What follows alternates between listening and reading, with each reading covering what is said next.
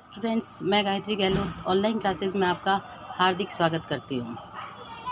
BA BEd third year, subject paper 5, schooling, socialization and identity.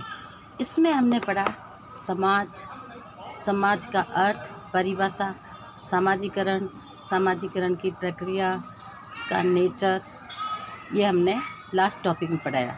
आज unit first का second सब point है सामाजिकरण की विशेषता के बाद में आज हम पढ़ेंगे सामाजिकरण की प्रक्रिया, द प्रोसेस ऑफ सोशलाइजेशन।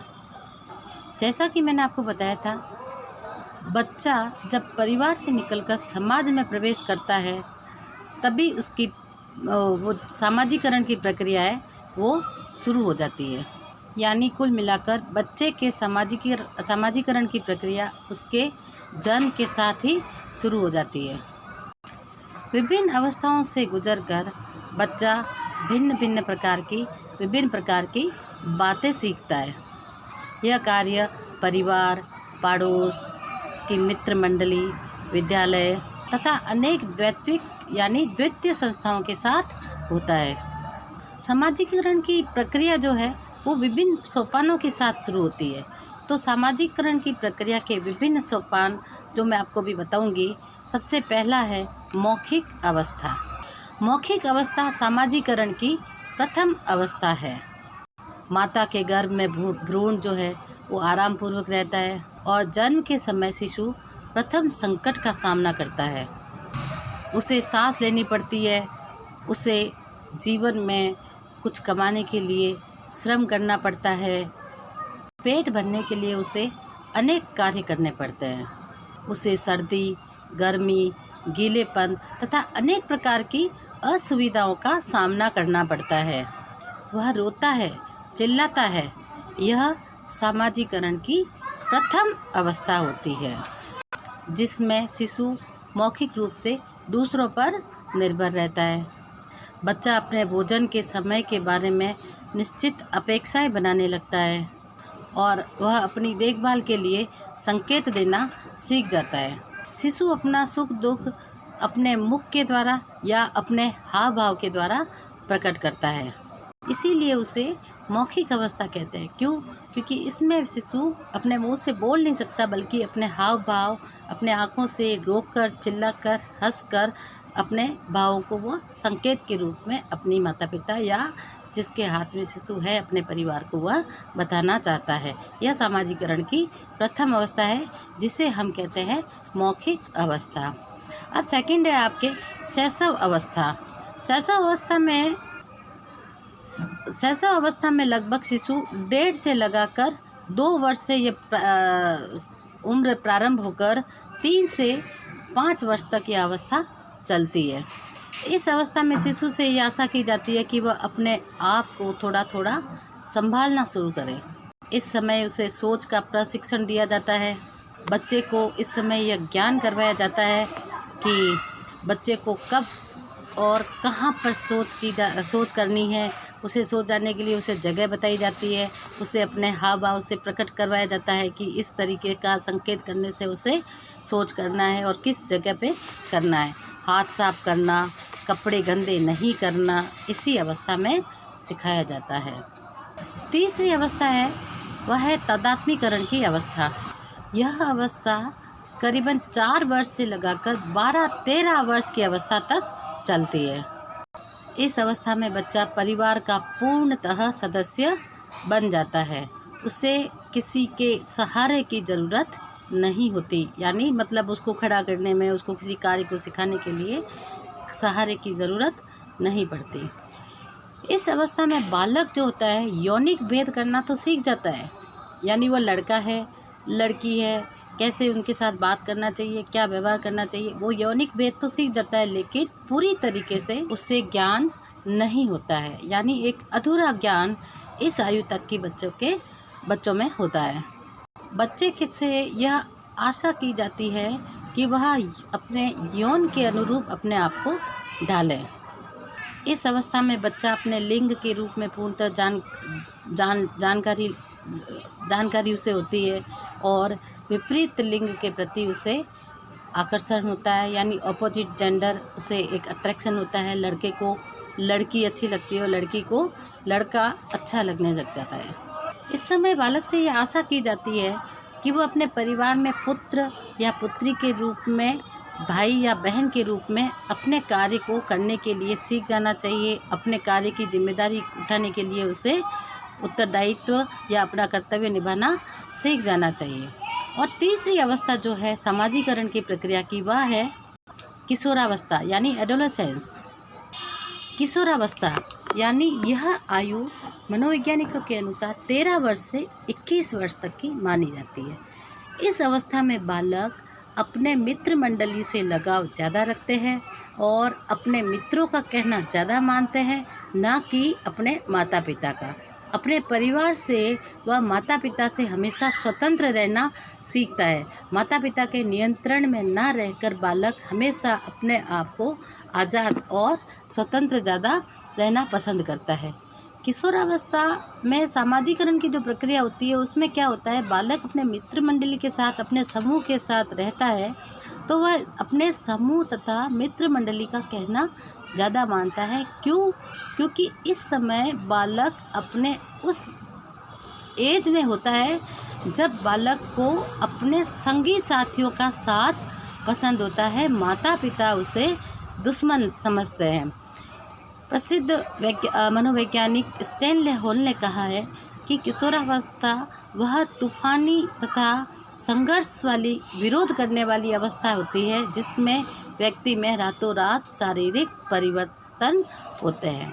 इस अवस्था में बालक तथा बालिका के शारीरिक तथा मनोवैज्ञानिक और संवेगात्मक परिवर्तन होता है, जिसमें बालक के शरीर का विकास होता है। जिसमें बालक के शारीरिक विकास में उसके मूँछों का आना होता है, दाढ़ी मूँछें आ जाती है, बालक की आवाज़ भारी हो जाती है, बालिका तथा वो घर के बाहर के कार्य में ज़्यादा रुचि रखता है, घूमने फिरने में, समूह बनाने में ज़्यादा रुचि रखता है। और बालिका इस अवस्था में क्या करती है, उसकी आवाज़ मीठी हो जाती है। इस अवस्था में बालिका को सजना, संवरना तथा अपने आप को सुंदर दिखना ज़्यादा पसंद होता है। इस समय बालिकाएं अक्सर अपने घर में माता पिता के कार्यों में हाथ बटाना ज़्यादा पसंद करती है। कहते हैं किशोरावस्था में अगर बालक का पाँव फिसल जाता है तो वह बालक हमेशा के लिए दुराचारी, अपराधी हो जाता है। ऐसे में बालक को माता पिता को बालक का दोस्त बनकर रहना चाहिए। उसे ऐसे मित्र मंडली में संगी साथियों के साथ रखे जहाँ माता पिता की बराबर नज़रें होनी चाहिए कि हमारा बालक क्या कर रहा है, क्या नहीं कर रहा है। इस समय जो बालक के सामाजिकरण की प्रक्रिया होती है उसमें सबसे ज़्यादा महत्वपूर्ण स्थान रखता है बालक के संगी साथियों का साथ। अगर बालक अपराधी, चोर, डाकू, मदिरापान करने वाले बच्चों के साथ रहेगा तो बालक क्या करेगा, यही उल्टी बातें सीखेगा। अगर बालक उसमें ना रहकर समाज के कार्यों में सहयोग करना, पारिवारिक कार्यों में रुचि लेना, ऐसे कार्यों में ऐसे बालक या ऐसे संगी साथियों के साथ रहेगा तो बालक हमेशा कुछ अच्छा करने की सीखेगा तथा उसका साथ कभी गलत नहीं होगा।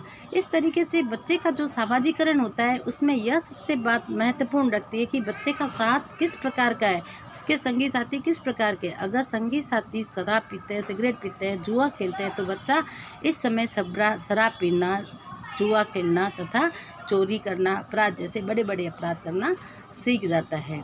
तो यह जो सामाजिकरण की प्रक्रिया किशोरावस्था में है वह बहुत ही महत्वपूर्ण और ध्यान देने वाली अवस्था होती है। शारीरिक परिवर्तनों के कारण किशोर और किशोरी में एक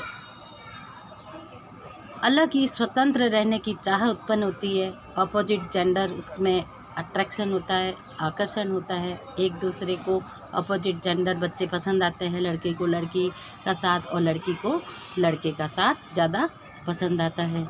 इस अवस्था में बालक अपने परिवार के अतिरिक्त अपने पास पड़ोस, मित्र मंडली, विद्यालय, समूह और अन्य किसी बच्चों के साथ में, नए बच्चों के साथ में, नए मित्रों के साथ में वह संपर्क में आता है तथा उनके अवगुणों को वह अपनाने की कोशिश करता है। इन सभी विचारों और व्यवहारों से उसे समायोजन करना पड़ता है। ऐसे में बच्चा क्या होता है, अपने परिवार में समायोजन नहीं कर पाता। बच्चा परिवार में समायोजन इसलिए नहीं कर पाता क्योंकि ये एक संक्रांति का काल होता है, जिसमें माता पिता बच्चे को ना तो छोटा समझते हैं, ना ही बड़ा समझते हैं। उदाहरण के तौर पर अगर कोई काम परिवार में ऐसा होता है कि बच्चा कोई काम को बीच में बोलता है, तो माता पिता कहते हैं कि भाई तुम इतने बड़े हो गए क्या, जो आज भी तुम बीच में आज अभी से तुम बीच में बोल रहे हो। और कई काम ऐसे होते हैं जो माता पिता खुद अपने बच्चे को कहते हैं बाहर जाकर ये काम करो। जब बच्चा वो काम नहीं कर पाता तो बच्चे को माता पिता खुद कहते हैं कि अब तुम इतने बड़े हो चुके हो कि ये काम आप स्वयं कर सकते हो। तो बच्चा उस समय एक विरोध की स्थिति में आ जाता है, तनाव की स्थिति में आ जाता है। वो ये सोचता है कि मैं क्या करूं क्या नहीं करूं। जब मैं छोटा होता हूं तो कहते तुम बड़े हो गए, बड़े होने का कार्य करता हूं तो कहते तुम अभी इतने बड़े नहीं हुए। तो एक संक्रांति का कार्य होने के कारण जो बच्चे में सामाजिकरण की प्रक्रिया है, इसमें बच्चों का साथ देना माता पिता, परिवार, समाज तथा उसके मित्र मंडली का बहुत ही महत्वपूर्ण कार्य है। नेक्स्ट जो है सामाजिकीकरण की प्रक्रिया का सोपान, वह है युवावस्था। सामाजिकरण की प्रक्रिया में युवावस्था एक महत्वपूर्ण स्थान रखती है। इस अवस्था में व्यक्ति को परिवार तथा समाज के अतिरिक्त अन्य संस्थाओं का सदस्य भी बनना पड़ता है, जिससे बालक को अनेक नए पद प्राप्त होते हैं। उन्हीं अपेक्षाओं के अनुरूप बालक अपने आप को ढालने का प्रयास करता है।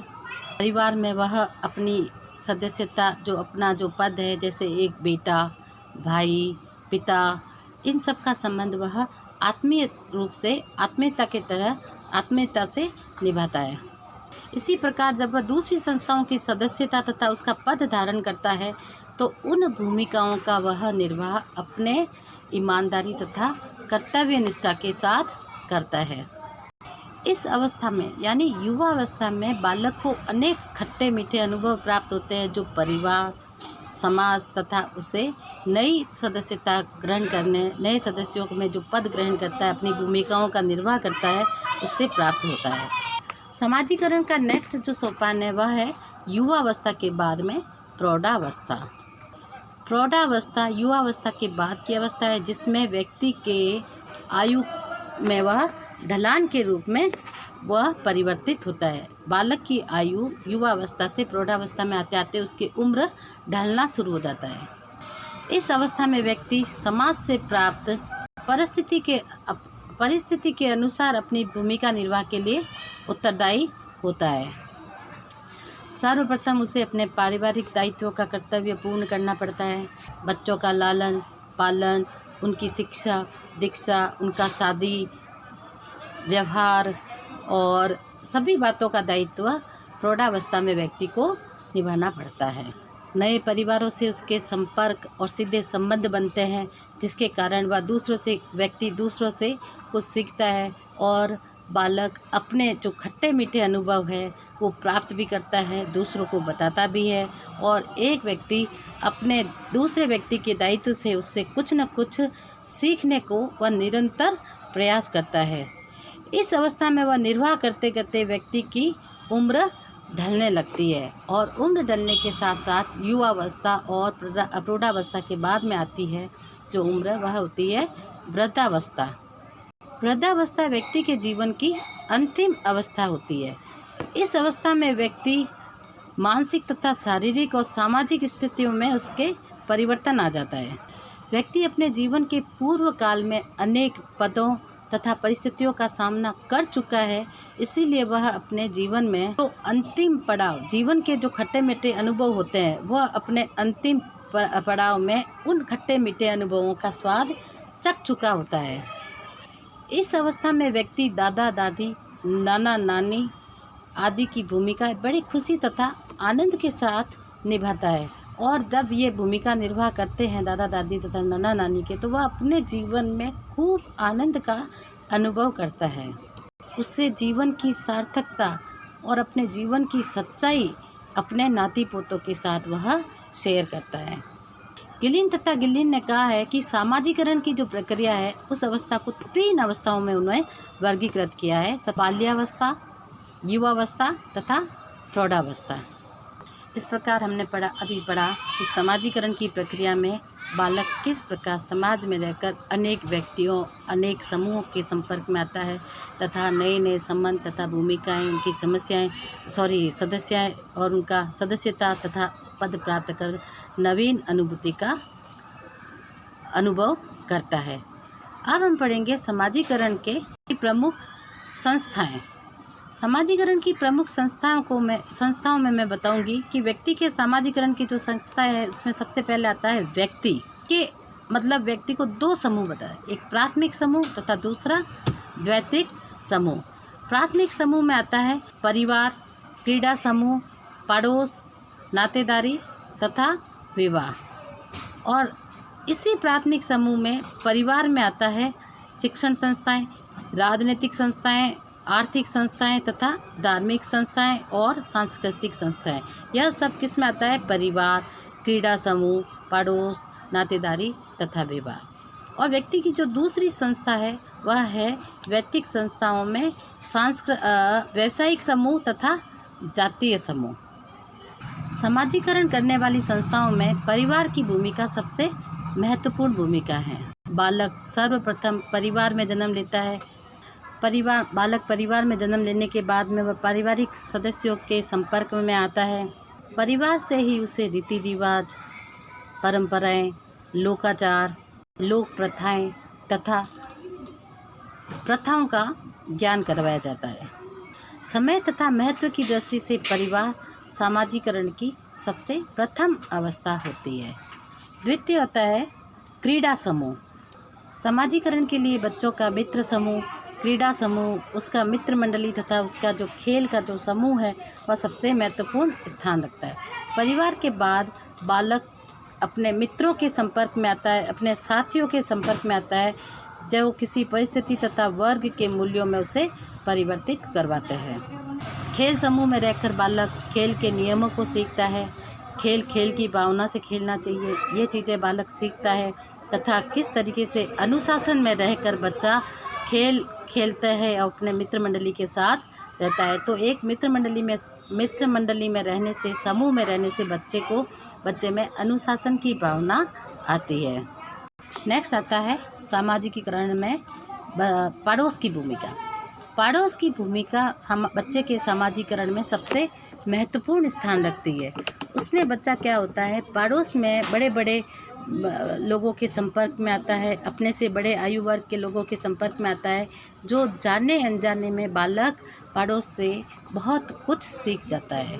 पड़ोस में रहकर वह प्रेम, अनुशासन, सहनशीलता, इन सभी गुणों को वह पड़ोस में बच्चों में रहकर या पड़ोस में अपने आयु वर्ग से बड़े लोगों के साथ रहकर वह सीखता है। नेक्स्ट आता है नातेदारी तथा समूह।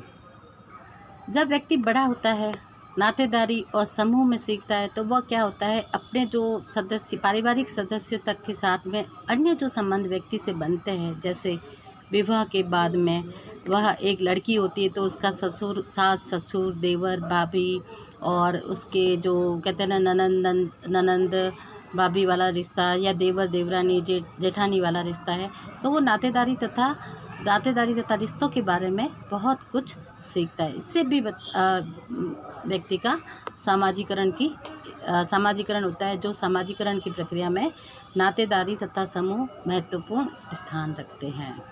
और लास्ट समाजीकरण की जो प्रक्रिया है वह है विवाह। विवाह व्यक्ति की एक महत्वपूर्ण जिम्मेवारी है और वह समाजीकरण की यह सतत प्रक्रिया है जो आजीवन चलती रहती है। विवाह के उपरांत लड़के लड़की पति पत्नी की भूमिका निभाते हैं। वह भारतीय संस्कृति के अनुरूप रहते हैं, क्योंकि इस भारतीय संस्कृति में वह बहुत कुछ सीखते हैं। पाश्चात्य संस्कृति भी है लेकिन उसको कई लोगों ने अपनाया, लेकिन अपने भारत वाले लोग इस विवाह के उपरांत पाश्चात्य संस्कृति को निभाने में वह अपना कर्तव्य नहीं समझते। वह पाश्चात्य संस्कृति के अनुरूप नहीं बल्कि भारतीय संस्कृति के अनुरूप जैसे उनके माता पिता चाहते हैं वैसे वो विवाह करने में ज़्यादा मायने रखते हैं। वह जो लड़के लड़की जिसने कभी एक दूसरे को देखा भी नहीं, फिर भी वह अपने जीवन को आजीवन उनके साथ संबंधों में बंधकर अपना जीवन का निर्वाह करते हैं, अपनी भूमिकाओं का अनुशासित रूप से पालन करते हैं। और इसी तरीके से सामाजिकरण की दूसरी जो प्रक्रिया है वह है वैयक्तिक संस्थाएं, जिसमें आता है शिक्षण संस्थाएं। शिक्षण संस्थाओं में व्यक्ति शिक्षा पाकर विद्यालय से अपने हायर एजुकेशन उच्च शिक्षा विश्वविद्यालय में जाकर उच्च शिक्षा प्राप्त करके नौकरी तथा व्यवसाय करता है, अपने परिवार में बच्चों के लालन पालन की भूमिका का निर्वाह करता है, जिससे वह अपने कर्तव्यों तथा और अपने उत्तरदायित्वों का निर्वाह भली भांति करता है। फिर लास्ट आता है अपने राजनीतिक संस्थाएं। राजनीतिक संस्थाओं में व्यक्ति जो है वह अनेक लोगों के संपर्क में आता है, अनेक लोगों के संपर्क में आकर वह बहुत कुछ सीखता है, जिससे बच्चा राजनीति की प्रक्रिया में जब आता है तो एक दूसरे से इंटरेक्शन होता है, अंतर्क्रिया होती है, तो अलग अलग व्यक्तियों से अलग अलग इंटरेक्शन होने से अलग अलग लोगों की भावनाएं समझकर वह बहुत ही अपने जीवन के खट्टे मीठे जो अनुभव है वह प्राप्त करता है। और यह जो सामाजिकरण की प्रक्रिया है वह सेकंड संस्था में आता है। फिर आता है नेक्स्ट अपने धार्मिक और आर्थिक संस्थाएं। व्यक्ति जिस व्यवसाय को चुनता है, जिस व्यवसाय को चुनकर वह अपने आर्थिक जीवन का निर्वाह करता है, उसमें वह अनेक व्यक्तियों के संपर्क में आता है तथा अनेक व्यक्तियों से अलग अलग तरीके के अनुभव प्राप्त करता है। व्यवसाय के समय में आने वाले उतार चढ़ाव, लाभ, हानि, मंदी, ऐसी स्थितियाँ व्यक्ति के जीवन में आती है तो वो उन स्थितियों के अनुरूप अपने आप को अनुकूलन करने के लिए क्षमता उसमें होती है। जो व्यक्ति परिवार में चीज़ एक जिद से ले लेता था जब वो छोटा बच्चा था, उससे वो अपने जिम्मेवारी से सीखता है, अपने परिवार का लालन पालन करना सीखता है, अपने बच्चों की शिक्षा दीक्षा सीखता है, उसमें वो व्यवसाय अपनाता है। शिक्षा के बाद में जब वो अपने व्यवसाय को चुनता है तब उसे अपने व्यवसाय में आने वाली वो उतार चढ़ाव, मंदी की जो क्षमता है उसको अपने अंदर करना, अपने अनुकूल बनाना सीख जाता है।